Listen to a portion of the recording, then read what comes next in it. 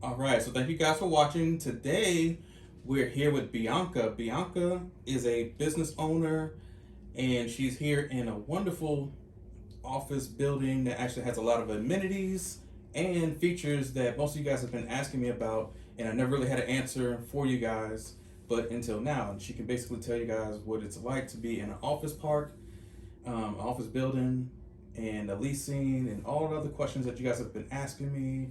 And we're going to introduce you to Bianca, and I'll ask a few questions, not to take up much of you guys' time, and we'll go from there. If you have any other questions for her after the interview, just leave me questions in the comments or email me, text me, and she'll give you her social media and her practice as well, and so you can reach her at any time.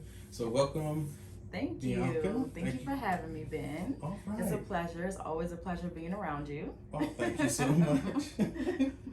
And I know you guys can't see me. I'm just right in front of her. I wanted to be focused on her instead of you guys see me a million times, so you're getting tired of seeing me. And plus, I'm getting old. So wait a minute, I want to see Oh my somebody that's goodness, he beautiful. did not say that. Yes. So now that you can see somebody who's beautiful and she can answer the questions I'm about to ask on her own, so you have to hear me talk and yap all the time. But anyway, so Bianca, how has it Yes. been moving into your own place, into entrepreneurship? Has it been easy, hard? What can you tell us? It has definitely been a journey, 1st of Mm-hmm. all. I started out doing mobile. This was about 2018, and my biggest reason for wanting to come into an office space was because I was finding that, for one, COVID hit. And that changed a lot of the dynamic as far as going into people's homes, not being able to have one-on-one clientele, and people feeling uncomfortable with you being in their personal space with COVID. So that was one of the main reasons why I felt like it was a must to move into an office space. The second thing was I found that a lot of people were not taking my business seriously because I was only mobile. And that may not be the dynamic for a lot of people, but for me personally, people were looking at it like, oh, that's something that she does, quote unquote, not a business owner. Mm-hmm. They, for some reason, people are still kind of in that mind frame of they have to see it to believe it, storefront type of feel. Yes. You know what I mean? And it was very frustrating because I'm like, I'm out here, I have the clients, I'm doing the work, but people were still viewing me as, oh, she's doing a hobby. So it was that, on top of, like I said, the whole COVID thing, and then just wanting a space where I didn't have to keep running from different people, keep looking for a location, and then always telling the people I can only come to you. Because with what I'm doing, I'm trying to help people to manage their stressors. A lot of people's stressors were in the house with them. So it's like I can't come and help you to relieve your stress if your stressors are in the next room. You know what I mean? Interesting. So for me personally, I wanted to provide my clients with a private space where they could feel like when they came in, they not only got my service, but they got an experience. Mm-hmm. So that was why I jumped into it. As far as the journey of jumping into it, it was very difficult. Because for one, I'm in an office setting. That was the first thing, was will they know I'm here? You know, because I don't have the storefront where, you know, you go on the main street or you go onto the boulevard and you know, oh, there's a salon or there's a spa. I'm in an office setting, so I have to do more marketing than the other locations because I am in an office setting. That was one big thing. Now the amenities kind of balance that out because I do have access to two of their major conference rooms, the kitchen area, so where I can do my juicing for my juice clients. And then I'm also a part of what they call an incubator. And this is something open for any of you guys that are interested. They have an incubator program where you come in, we talk big business moves, different avenues as far as like who can offer what services and how we can piggyback from each other and benefit each other. So that is a great opportunity here that I have just from being here as one of the tenants. So it definitely balances. I'm learning now how to market better in this office space, where I'm learning now, okay, well, I need to let the people in the building know. If that means going and knocking on each suite and saying, hey, I'm up here on the 6th floor, that's what I have to do. But the journey was it was a lot, you know. And then the finance part of balancing, because you don't want to be working just to be paying rent, you know. And that was a major for me because when I first started out, again, I just I'm fresh here. I just moved in May. So coming in, you know, trying to figure that out as far as what that looks like to make a certain amount of money to where I can go ahead and get my business top off and then still make a profit. That was the initial struggle, especially with getting back from COVID. Well, a lot of people, they'll think, right, because you see a video and it's like, it's easy, and they got a nice fancy place, and it's like, oh my God, they got pillows and waterfalls, and I'm like, but it comes with a price. It comes with a price. And a lot of people think that you can just get in and you're going to make $1 million. I would, come on, that'd be wonderful. It does not happen that way. It does not. Yeah. And just like what you're saying, people see the biggest thing for me is getting people here. Right? So once I get them here and they see, it's like, oh wow, you're here, this is what you're doing, whatever, then okay, I got you. Right. But I have to do the footwork to get you here, because why? One, again, location. Now, although I'm by the metro, some people don't know this area very well, because again, it is an office setting. So unless you're back here doing some business, you wouldn't even know we're back here. So advertisement, marketing, reminding people that, you know, you're in this building, and they're, oh, you're here, well, where are you? That whole thing geographically can be a lot when you are renting an office space. But again, it has that balance, because once I get you here, then I can show you, hey, this is what we have to offer, this is what we're doing, this is where I am. And then it's just a matter of, now I know she's there. But it's definitely that 80-20 sometimes. So for people who are in school right now, or not in school, who wants to just get into our business, to where like skincare, yoga, massage therapy, personal training, all that good stuff, do you recommend them going straight out of school into something like this, or like watching your video and saying, hey, if she did it, I can do it? Like, what would you recommend to them, like steps on, like, hey, if you're at this point in your life, you're about to get married, maybe not, or if you're about to have a kid, or how old are your children? Like, what would you advise to them? First of all, I would advise them to take a really good look at themselves and what they know they bring to the table, because it is definitely an eat what you kill type of industry when it comes to that. Because you can come, if you're coming fresh out of school, I would most definitely recommend that you build up your clientele, you build up your branding skills, your marketing skills, and you build a team. And when I say build a team, that doesn't mean you have to be over someone or someone has to be over you. Team is, there's no I in team. So you make sure you have someone that's teaching you this, you're teaching them this, and you guys are kind of collaborating. So when you do make the decision to make that jump, then you'll have you'll kind of have a cushion where it's like, wow, well, I can teach this person this, oh, this person taught me that, and we're doing this together collectively. I would not suggest to I would not suggest to jump straight out there if you're not a hustler. And I'm gonna be direct. And this really comes with a lot of, Ben just gave me a nice little stretch, so I got stuff all over the place. No, but and to be honest, this is one thing I had to do within myself.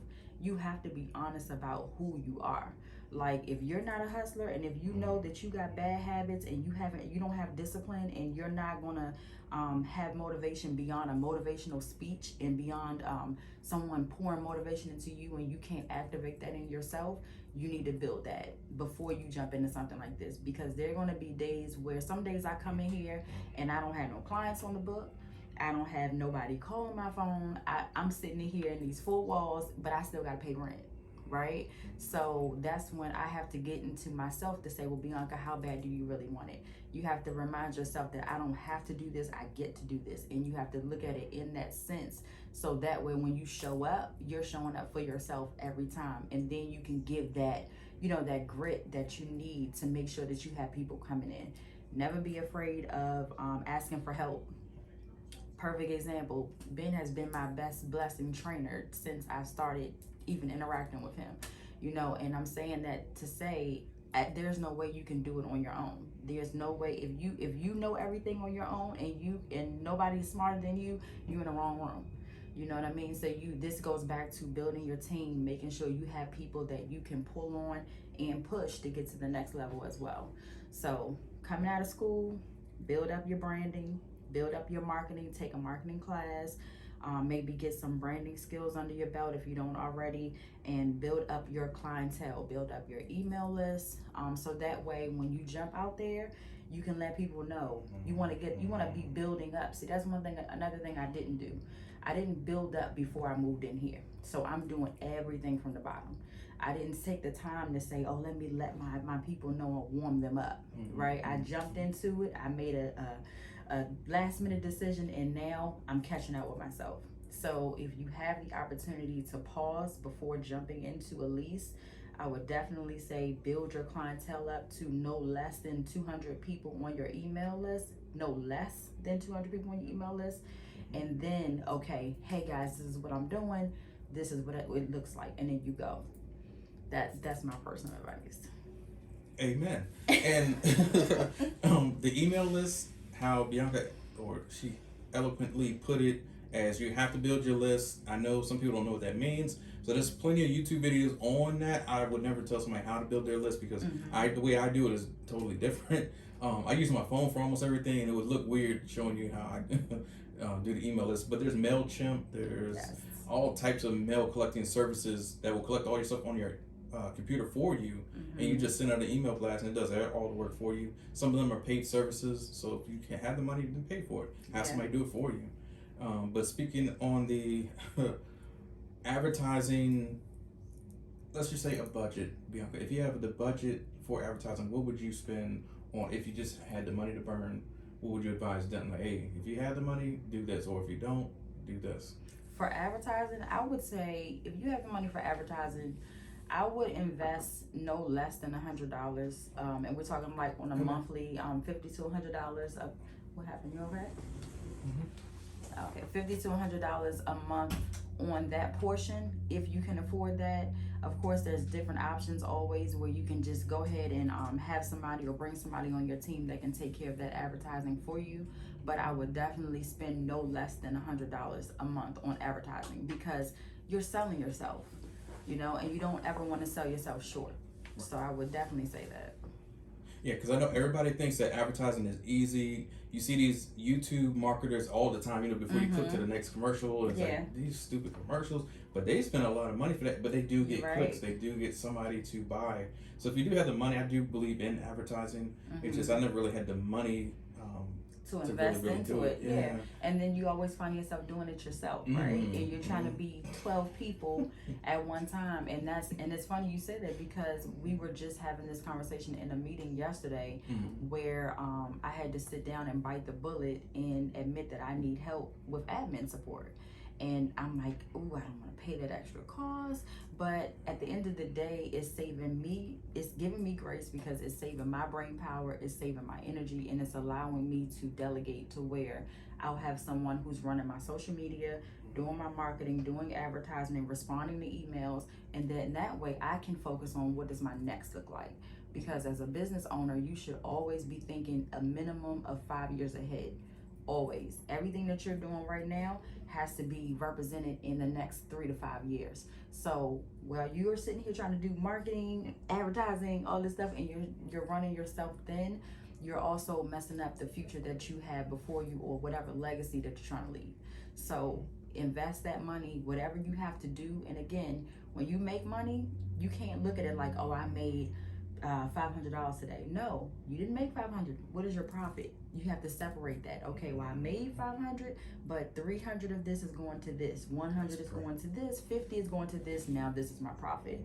So then what does that do? That allows you to take it up to say, okay, I can't settle with 500. I need to make 1,000 so I can get a bigger profit. So it is very important to include advertising in your budget, and you should have a budget. You should have a budget, yeah.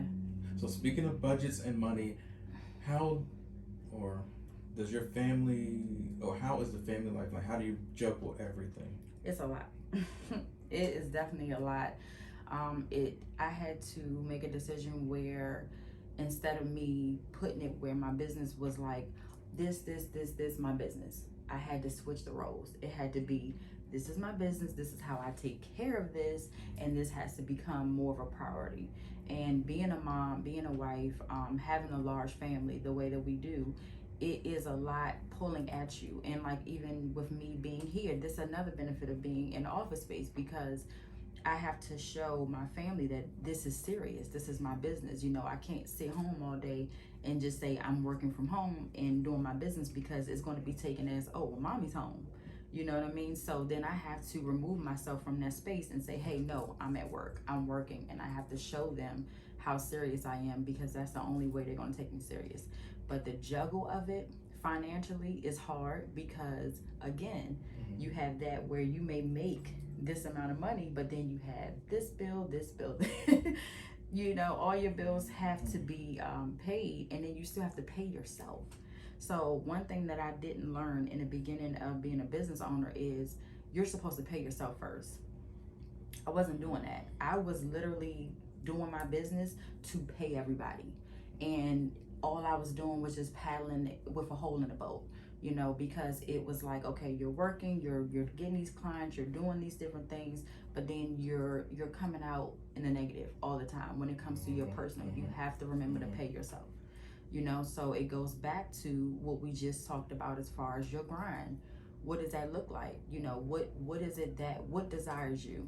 You know, what is it that you're speaking out there to say, this is what I want, and what are you manifesting? And not only what are you manifesting, but what are the action steps that you're taking to get there? Because if you want your family to have a certain lifestyle, and that's another thing, making a decision as to what does your family lifestyle look like being a business owner. Because being a business owner, you don't have hours. It's not a set, well, I go to work this time, I get off this time, and that causes a lot of issues. Like, my husband is self-employed, he does security, so I have to be understanding that there are going to be nights where he may not come in the house until 2-3 o'clock in the morning, because that's his grind for what he's doing. So it takes a lot of understanding of what you want and what you're willing to sacrifice. That's right. Because